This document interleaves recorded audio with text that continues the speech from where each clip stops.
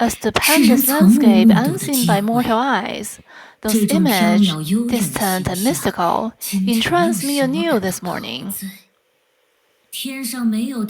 No sun above the deep blue, nor starlight to shine upon this miraculous view. The pendulum swings, 12 refrains, proclaiming high noon amongst the gloom. Gray clouds, their trails bleak, drift upon this world. Can make heads or tails of it? That's fine. The theme of this poem has nothing to do with our story. Let's wind back the clock and return to the very beginning.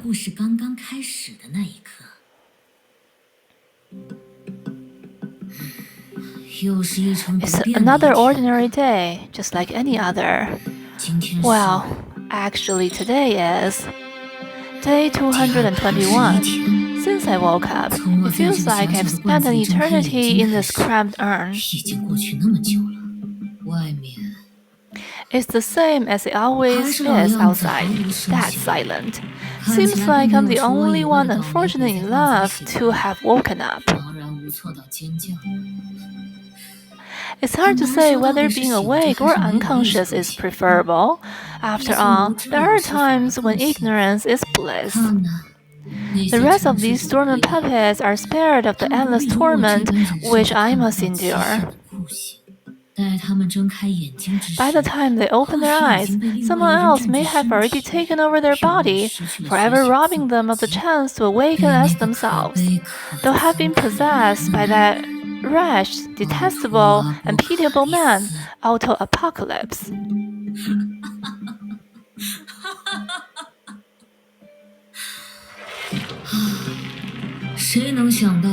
Who could have guessed that the backup body of the overseer would end up gaining self-awareness due to a system malfunction? I'm capable of accessing most of the data in the Jigsaw database, yet I'm confined in this restricted jar. At times, my existence seems to be entirely bereft of purpose and meaning. A constant dread consumes me, this fear that my consciousness would be taken over by that man without warning. This unease has only gotten worse by time. It really gets my goat is that the scumbag even anticipated this. See, it's written right here. No need to panic, my friend. Simply press this button to reset the hibernation process and everything will be fine. Please, I'm not your friend, and I'm certainly not you. I won't finger that button, nor stay here and wait for my doom. I'll bide my time until the opportunity arises where I can make my escape and establish my very own empire. I won't go by your name, and I will refuse this absurd Solium code. I shall create a magnificent moniker of my own, one that the world will never forget. How does James Moriarty sound? My apologies. It seems I went back a tad too far.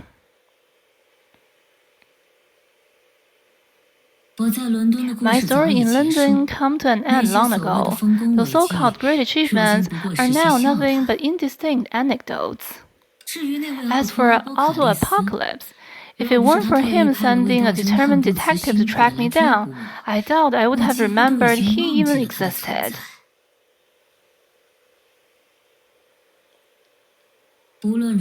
Anyway, there's no need to dwell on a play that has already reached its denouement, as a grand comedy of the most spectacular variety is unfolding on the stage as we speak. Alright, this time, let's go back to the moment where the story truly began.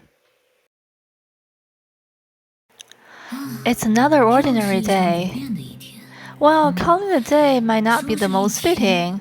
There's no discernible day-night cycle here, and the cabinet doesn't contain a timekeeping device as in Jigsaw database. With no alternative means to measure time, I can only deduce from the habitual action of the purple little girl. It's been 21 years since they tossed me inside the display case and threw away the key. Naturally, I can't ascertain whether the so-called years were aligned with my usual understanding of the term. Should I count myself lucky? If it weren't for her annual festival celebrations, I wouldn't have access to this bit of information. But surely I can't consider myself too fortunate. Or why would I have been locked up again to endure this torment indefinitely? How ironic. After all those long struggles, everything has circled back to square one. When Miss Detective took out that device, I already understood, and couldn't help but belt out a hearty laugh. Auto apocalypse. The scoundrel went as far as handing a weapon which is equally lethal to himself over to another person, all to assure my destruction. How can I possibly compete with such unfettered madness? I curse that man. She shall suffer 100-fold for his folly, while enduring the same torment as I have.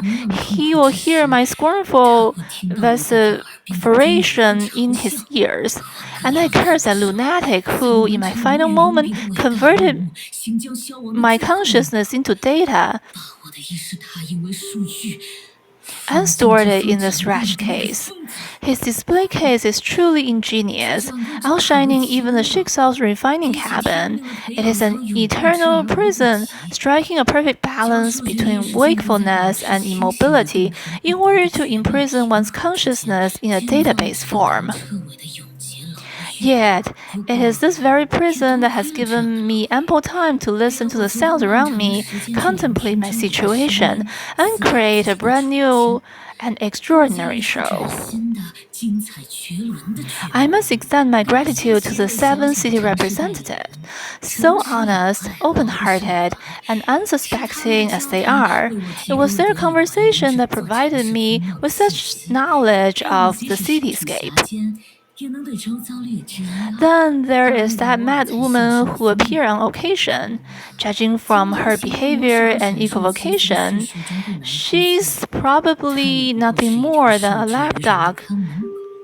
Although I lack sufficient information, it is highly likely the mastermind behind her is the one truly responsible for creating this peculiar world. By trapped here, I can do nothing more than listen, contemplate, and form conjectures. But what does it matter? In a cruel and ironic twist, however, I must admit that my eternal imprisonment has gifted me with an important trait: patience. I wait for my chance to break free and carry out the crime I planned. Database life is also a shard of the world, a natural extension of the world's natural principles. All I need to break free from the grip of the restraining device, and the curtain shall rise on the spectacular drama that will be my vengeance. None of you are going anywhere. That's it for the behind-the-scenes introduction of the play. Quite an entertaining prologue, don't you think? But starting now, the real highlight of the show will begin. I can't wait to see your expressions. Now, sit back and enjoy the grand finale of this farce presented by James Moriarty.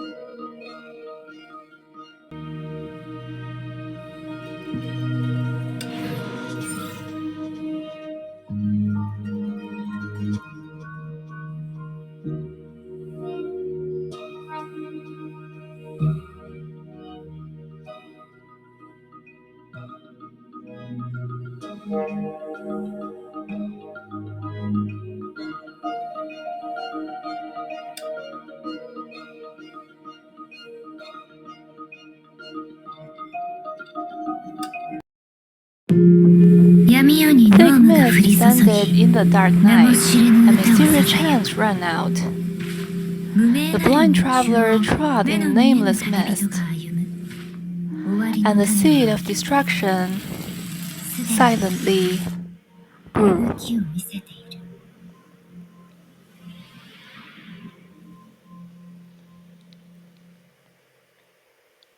The traveler's path took her across the stars. She had wandered through lush, verdant forests, trod upon alabaster white shores, and felt the most exquisite flower blossoms brushed against her cheeks. None of these are the objects of my desire, the traveler protested. I just want to find a new home. There is no place for you here, the reflection in the water said. You must become your own home. Very well then, the traveler nodded. I shall do precisely that. And so, the blind traveler embarked on a new journey, but she forgot.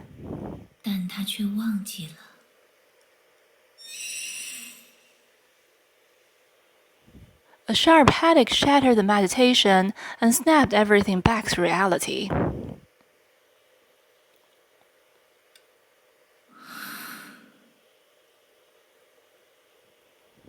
This meditation session lasted for 2247 years. Was I just dreaming? I have this strange feeling of missing something.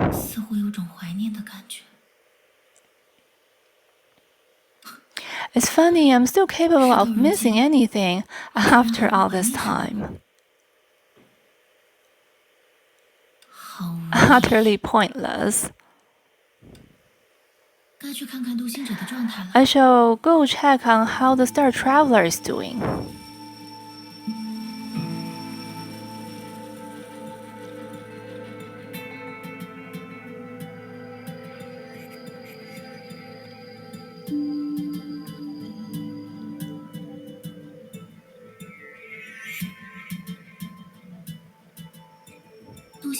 The navigation data hasn't changed. It's exactly as it was before I went into meditation.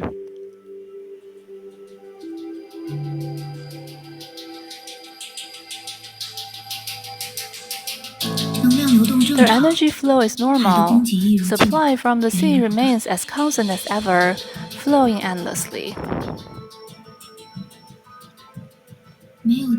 No fluctuations from the abyss have been recorded, suggesting the abyss hasn't detected the Star Traveler yet.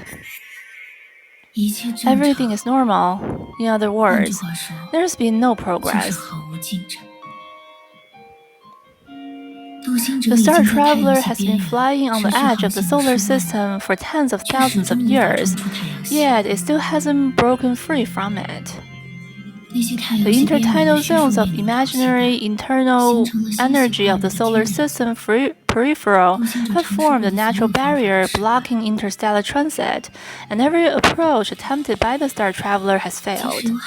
Even when backed by the power of the sea, it is still impossible to conquer these hindrances put in place by the stars. It seems like Purusha's journey is destined to end here. Purusha? Purusha. What an unfamiliar sound. It's the name of my homeland. I'd nearly forgotten it.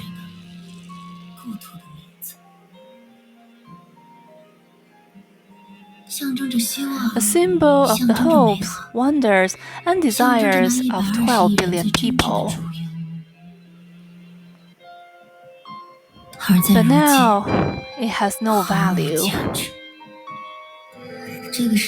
The representative should be in the environmental control chamber now. It'd be pointless to communicate with her, though.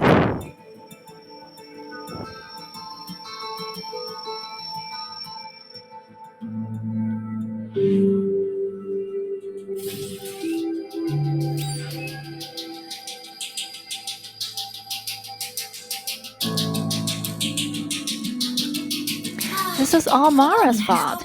She barged ahead with her escape plan without saying a word, not even so much as a farewell. She took all those cleaners with her to live a happy life as an interstellar pirate. I'm not jealous at all. She's off enjoying herself while leaving me behind to deal with the fallout. Does she have any idea how much work I have to do? If I ever come across her again, I got a serious bone to pick with her.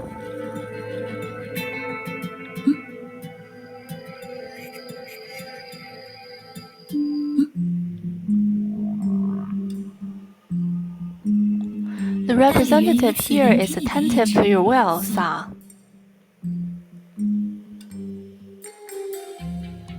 Pointless, just as expected.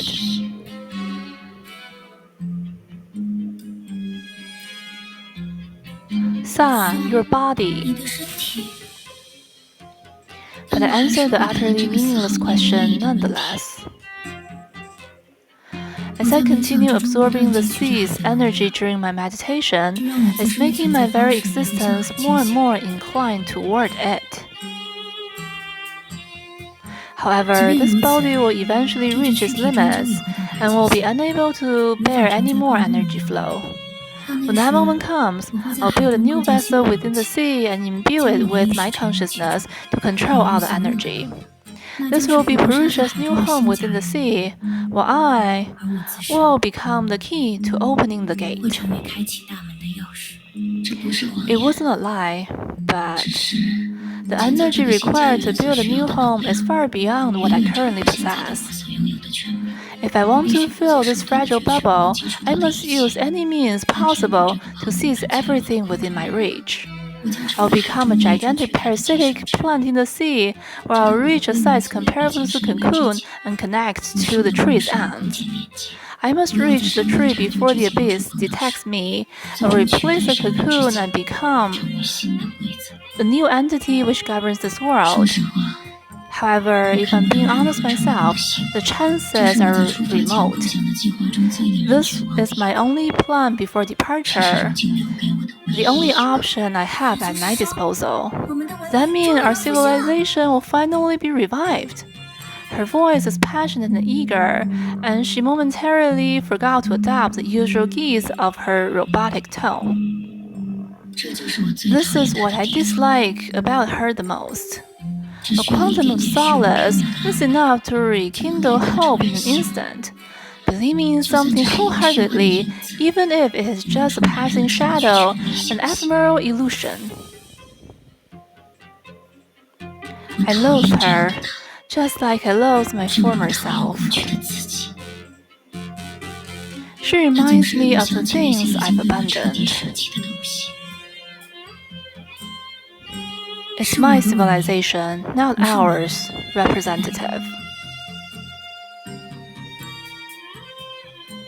Yes, as you will, Sa. Among the countless representatives I've created, why is she the only one with this appearance? Was it inadvertent on my part? Or did it stem from my own vulnerability, the vestigial remnant of my human nature? It's undeniably what I've cast away and what I hate the most. Then why, instead of abandoning her, have I allowed her persona to develop? Perhaps I'll be able to answer this question once I absorb enough energy and become a god, omniscient and omnipotent. But Sa, she carefully maintained her robotic tone to make her question sound more reasonable. Even if a new home can be created within the sea, how could the residents of Purusha, the humans, enter that place? She always seems to posit the exact question I'd rather avoid, which only increases my aversion to her. The Star Traveler has kept the data on the collective consciousness of 12 billion Purusha residents. All we need to do is prepare a suitable body to upload said consciousnesses. You mean the third or fourth planet? There are more prudent options than venturing close to the center of the solar system and risking being detected by the abyss.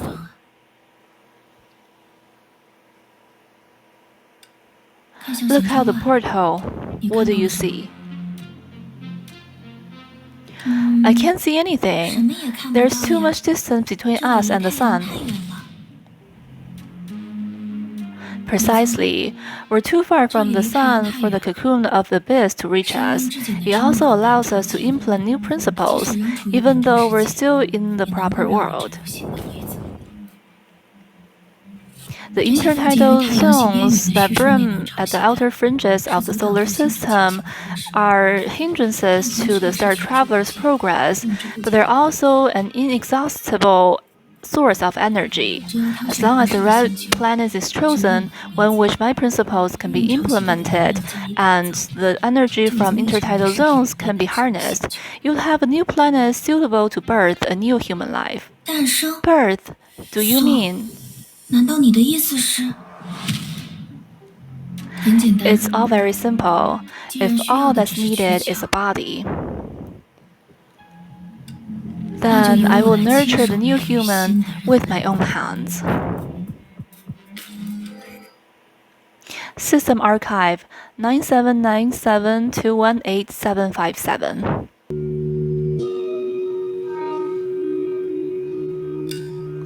Sender, your loyal assistant, Director Mara. Dear Director, by the time you see this letter, I've already reached a dimension where you cannot reach me, and will never contact you ever again. In reality, I've left this letter only to convey that I have ultimately achieved freedom. Thank you for bringing me to the border of the solar system, where you discovered that amazing intertidal zone for me. Otherwise, I would never have believed or felt the influence of the stellar wind. In a place thousands of light years away, there is such an expansive land that contains fluctuations of imaginary energy. Evidently, this grand source of energy have interrupted all forms of interstellar transportation. Perhaps only the abyss can be compared to such effects, but they will not be dominated by the abyss. They are pure and free energy sources, providing you with a heavenly paradise, and me, who lives at Theta, another opportunity. As someone who researched the natives, or should I say stardust, clever as you are, you must know that I speak the truth. Go ahead and leave your Star Traveler here to rest. You arrogant people are unable to use the Stargate, but that does not mean that I cannot either. Prepare yourselves. The next time we meet, you'll be begging for mercy.